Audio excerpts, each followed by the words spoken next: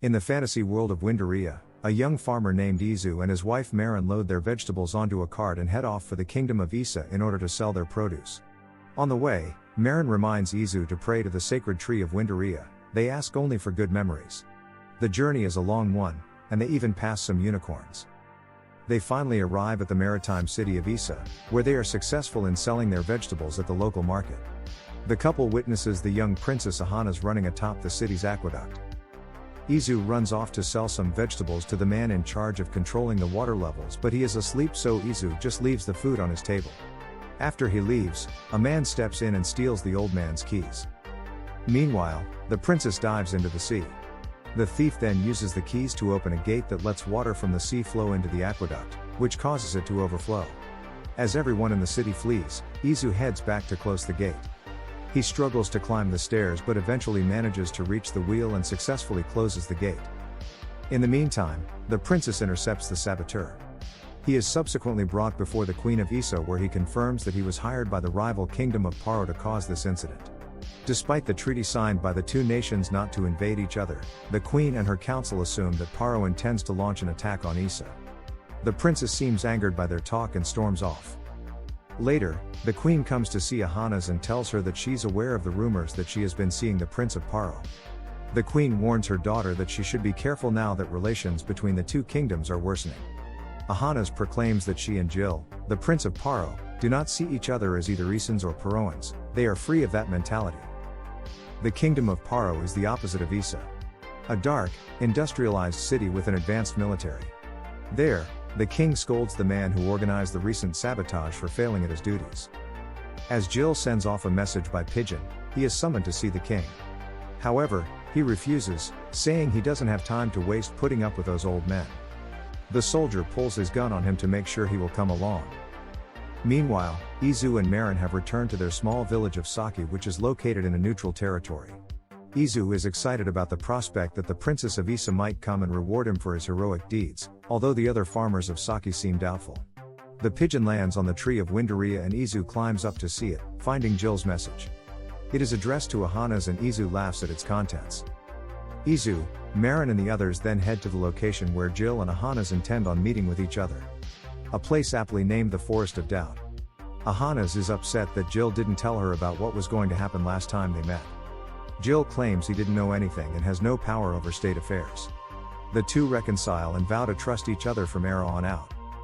Later, the village elder of Saki tells the others that envoys from Isa and Paro have been coming to see him to ask for help in the coming war. They discuss who they should side with, but the chief remains certain that as long as Windaria watches over them, nothing bad will happen to Saki.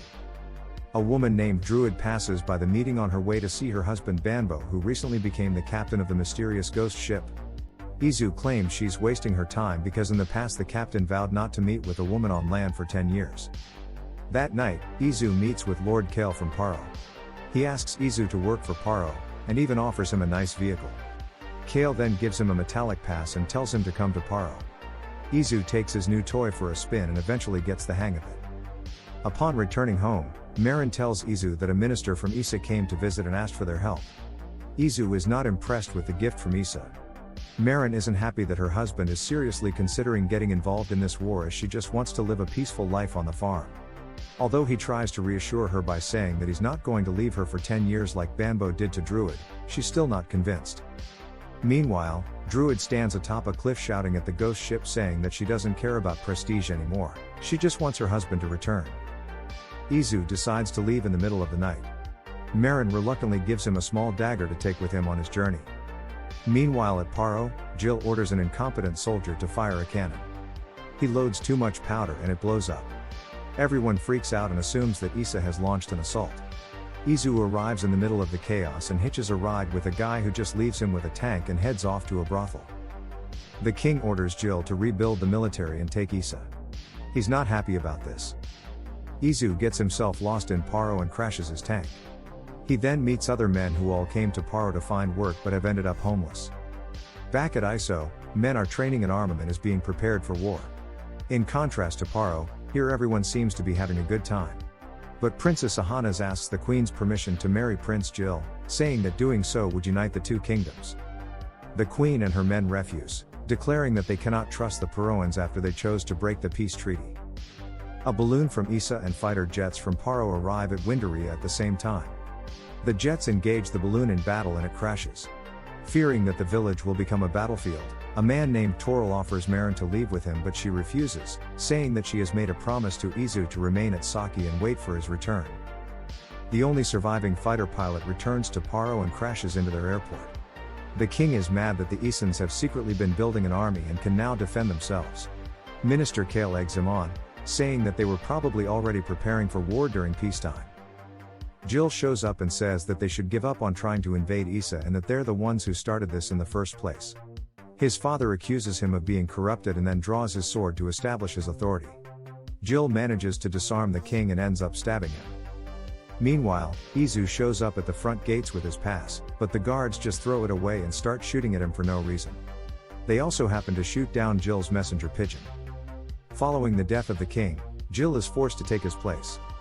The villagers of Saki depart, leaving Maren alone. She remains optimistic that Izu will return. Jill and his men traverse the Forest of Doubt. These woods have the strange effect of making the soldiers hallucinate demons, which leaves them open to attack by the Isan army. However, once Jill makes his men snap out of it, they are able to crush the Isans and advance. Ahanas is tending to her mother who has fallen ill when they receive news that Jill is now leading Pora's army. Seeing as her mother is too weak to lead, Ahanas takes command of Issa. Izu finally manages to meet with the queen. She tells him that if he succeeds she will reward him with gold and even a castle. He accepts his mission. He arrives at the Forest of Doubt where Jill and his soldiers are still fighting and is shown to be unaffected by the forest spirits that feed on fear. Princess Ahanas and her men have also just arrived. While Jill and Ahanas spot each other on the battlefield, Izu makes his way into Issa. He takes the old man's place at the gate, telling him that only the young can defend this place. Izu then proceeds to turn the wheel, flooding the city. As the battle makes its way to Saki, Maren sits peacefully praying and a stray missile hits the house. Jill and Ahanas meet up one-on-one. They both agree that the war should stop, but Ahanas feels that Paro should be the one to withdraw first, seeing as they are the aggressors. But Jill knows that the citizens of Paro would not be satisfied with this outcome. He feels the burden of his kingdom's history on his shoulders. Ahanas laments the transience of their promises, and as they walk over a bridge in the woods, it crumbles and she is caught by Jill. The two then embrace, but Ahanas decries that it's too late for them to go back now. No matter who wins the war, everything is ruined, so she shoots Jill and then kills herself. 3 months later, Paro has won the war. Izu has his castle where he invites people over to celebrate and shoot fireworks. Karl isn't happy about Izu's behavior and intends on putting an end to his wasteful parties one way or another. He orders a girl named Charlene to kill Izu. She lures him to a bedroom and after he falls asleep she attempts to strangle him with a ribbon, and after he awakes she attacks him with a knife. Maybe she should have started with the knife. Izu escapes and is chased down by armed soldiers. So he flees the city and climbs onto a boat that takes him back to Issa, where he is confronted with the consequences of his actions. The kingdom is now completely submerged. Remembering Maren, Izu heads back to Saki where he finds his village in ruins. Arriving home, he is surprised to see that his pet Poli is still alive. And it turns out that Maren survived the war as well. And while she is delighted to see him, Izu asks for forgiveness, stating he forgot their promise. But Maren replies that he has kept his promise by returning in the end. The two embrace and Izu promises to never leave her again. But then, Maren says that she must go now because the ghost ship is calling her. She actually did die during the war. Before vanishing, she tells Izu that now she has nothing to regret because she has fulfilled her promise. He runs after her spirit as it rejoins the ghost ship. Izu cries out that he will take Banbo's place as the captain, but Druid arrives and tells him he can't because Banbo still has half a year left. She declares that she will wait for him forever. As the ship disappears into the clouds, Izu turns to Druid and finds that she is now made of stone. On his way back into Saki, Izu promises that he will wait half a year and then become the captain of the ghost ship. He then climbs onto the sacred tree, lies down, and cries. Thanks for watching this retro recap. Make sure to like this video and subscribe to the channel so you don't miss any future recaps.